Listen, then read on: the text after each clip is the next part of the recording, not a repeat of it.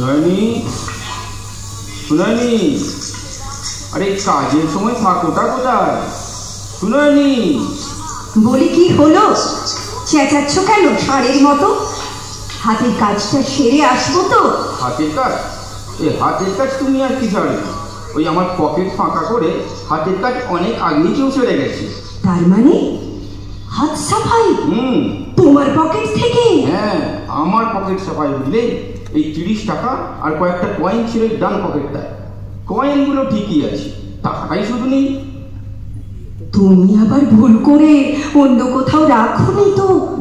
যা ভুলো মন তোমার। না না না না, এই টাকার ব্যাপারে আমার আজ পর্যন্ত কোনোদিনও ভুল হয়নি, শোনায়নি। আচ্ছা, এই তুমি হঠাৎ এই ভুল টুল করে মানে ওই আমি মানে তুমি আমাকে চোর ভাবছো? আমি তোমার টাকা না মানে ওই ভুল করে যদি ওই সেবারের মতো আঁচড়ে টাঁচড়ে বেঁধে রাখো আর কি, তাই জিজ্ঞাসা করছি।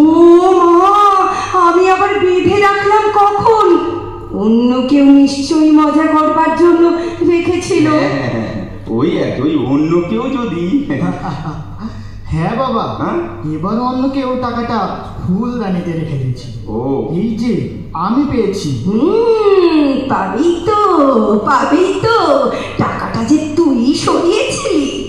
না মা, বইগুলো টেবিলে রাখতে গিয়ে ফুলদানিটা মেঝেতে পড়ে গেল। আচ্ছা, তুলতে গিয়ে দেখি ফুলদানির মধ্যে টাকা। কি আশ্চর্য! বলি, ফুলদানির মধ্যে টাকা গেল কিভাবে? কিভাবে আবার? এই উড়ে উড়ে উড়ে উড়ে। নয়, হ্যাঁ, ওই টাকাগুলোর মাঝে মাঝে পাখনা গজায় তো, ওই তাই হঠাৎ ফুরুত করে উড়ে গিয়ে এদিকে ওদিকে এখানে সেখানে ঢুকে পড়ে। হ্যাঁ, যাই হোক, দেখ টাকাটা দে, টাকাটা দে, বাজারটা ছেড়ে আসি। হ্যাঁ, ওই দেরি হলে দেখবো আবার ওই মাছ আনাজ সবজি সব ওই ফুরুত করে বাজার থেকে উড়ে গেছে। হ্যাঁ হ্যাঁ, সেই ভালো, বাজারটা আগে সেরে এসো। আর এই নাও ব্যাগ, আর এই নাও ফর্দ। বাবা, এই তো দেখছি দশকর্মা ভান্ডারে ফর্দ। হ্যাঁ, কি যে বলো তুমি! এতে মাত্র 30টা টাকা কয়েকটা কয় না, আর এতে রয়েছে 14 রকমের আইটেম। এই শুনানি, তুমি বলো এটা তোমার কাছেই রাখো। আমি রাখলে হবে কি করে? বলি, আজ বিকেলে আমাদের শিবু আসবে না? একটু ভালো মন্দ না রাখলে চলে? এই শিবুটা বলতে? এই মানে ওই আমাদের পাড়ার হাবুর ভাই? আরে আরে না না, শিবু মানে শিবনাথ, আমার আদরের ছোট ভাই, মানে তোমার আদরের শালা।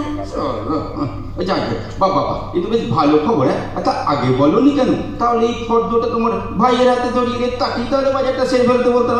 যাই হোক, আমি চললাম। আরে শোনো, আরে চললে কোথায়? চাটা খেয়ে যাবে তো? শোনো, উঠিল ভাই, তো বাজারে যা।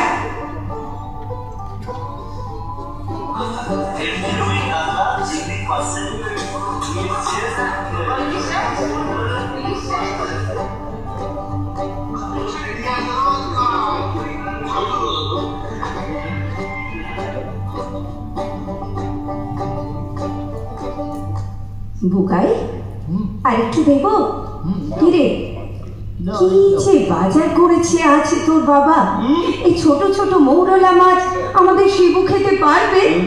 আমাদের বুগাই পারলে শিবুও পারবে। হ্যাঁ, এই কে বুগাই, তোর ওই মেজো মামা ওই ছোট মাছ খেতে পারবে না? দারুণ পারবে। তাহলে আমি তো মাছের ঝাল দিয়ে প্রায় সপ্তাহ ভাত খেয়ে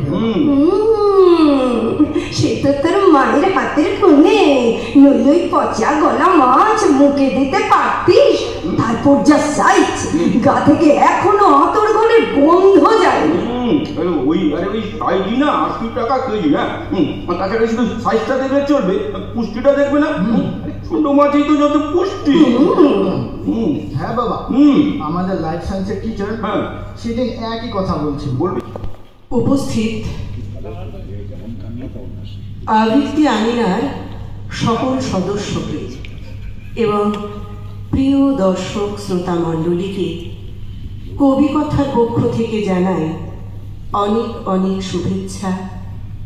ছোট মাছ না খেলে অ্যানিমিয়া হয়, তা কি আমি জানি না ভেবেছ?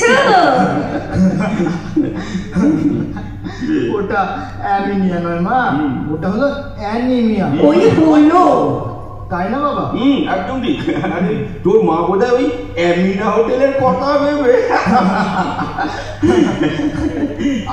কিরে কিরে গলায় বোধহয় কি গেল।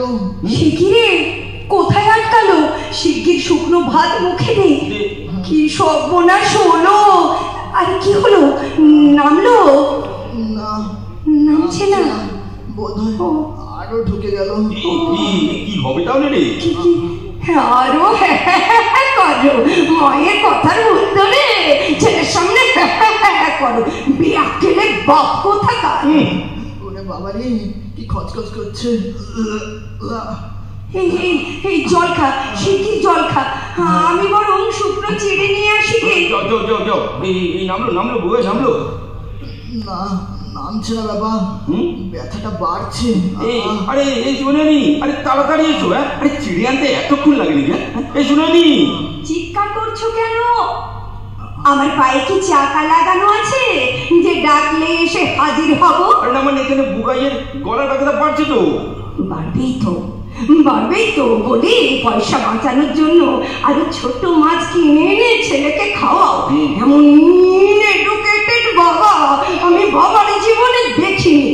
এই নে হা কর আর জল দিয়ে চিড়েটা খেয়ে নে। শোনো, এই ওটা হবে আনএডুকেটেড, বুঝলে? আরে বলো শুকনো ভাত আর চিড়েতে কাঁটা নামবে না আমি বলে দিলাম। আমি বরং ওই বুগাইয়ের গলায় আঙুল দিয়ে কাঁটা তুলে নিয়ে আসবো। আচ্ছা শুনো, তুমি আমার ওই টর্চটা নিয়েছো তো? টর্চ? হ্যাঁ টর্চ। টর্চে তো ব্যাটারি নেই। কেন? সব ব্যাটারি শেষ। আরে গত সপ্তাহে তো ব্যাটারি কিনে দিলাম। মা ওই ব্যাটারি খুলে নিয়ে এফএম চ্যানেল শোনার জন্য রেডিওতে লাগিয়েছে।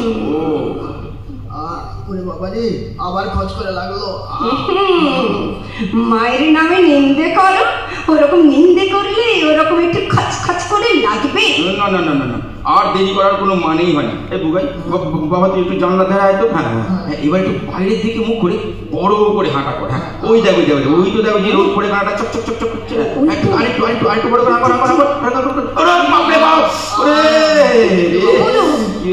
কি হলো?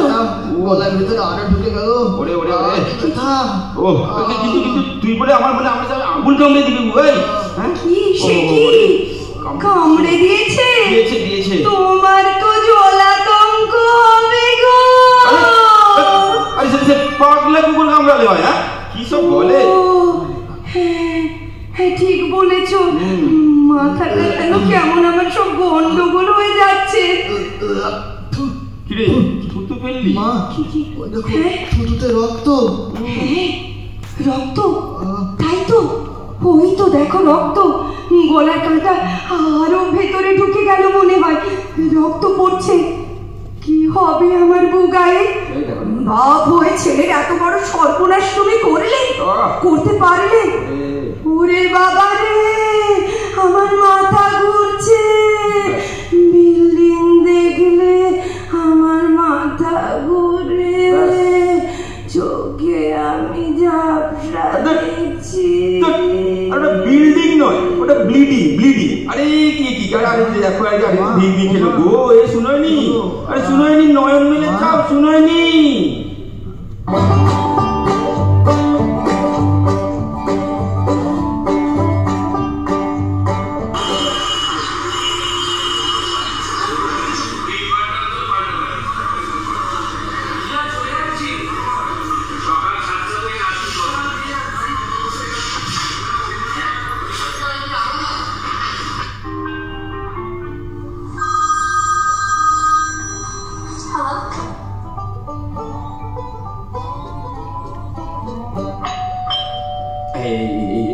ডাক্তার দিদিমণি এসে গেছে মনে হচ্ছে। আসুন। বাবা, একেবারে হুলস্থুল কাণ্ড বাঁধিয়ে ছেড়েছেন। এক চেম্বার রোগী বসিয়ে রেখে এখন এখানে আমাকে ছুটে আসতে হলো। ঠিক যা বলেছেন ডাক্তার দিদিমণি, একেবারে হুলস্থুল কাণ্ড বলতে হুলস্থুল কাণ্ড গো। সে কি হুলস্থুল কাণ্ড? গলার ভেতর কাঁটা ঢুকে গেছে আমার বুগায়ে। ডাক্তার দিদিমণি কত চেষ্টা করলাম বার করার। শুকনো ভাত খাওয়ালাম, চিড়ে খাওয়ালাম, তবু বার হলো না।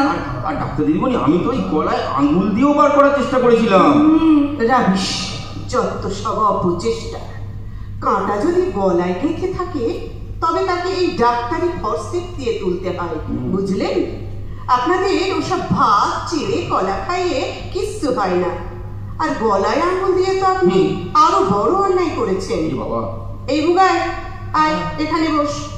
আর খগেন বাবু, আপনি টর্চটা নিয়ে আলোটা আমার মাথার এই আয়নায় ফেলুন।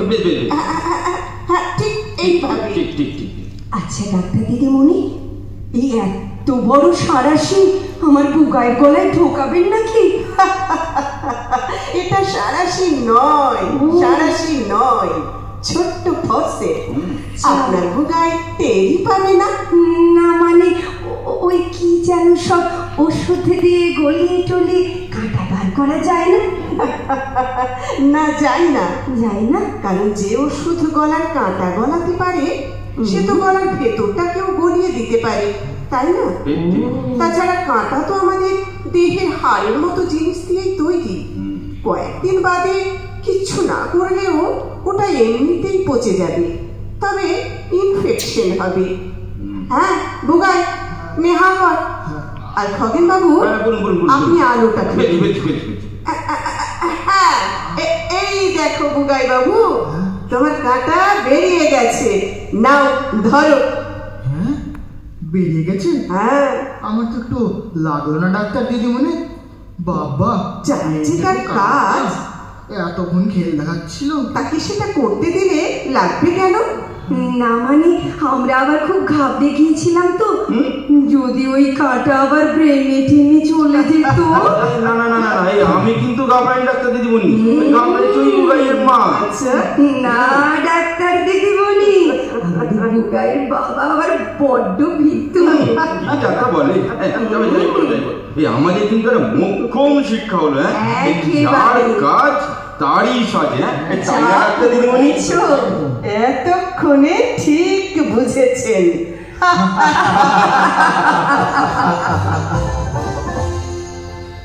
শেষ হলো আমাদের কবি কথায় পরিবেশিত শ্রুতি নাটক, ছোট্ট শ্রুতি নাটক গলার কাঁটা।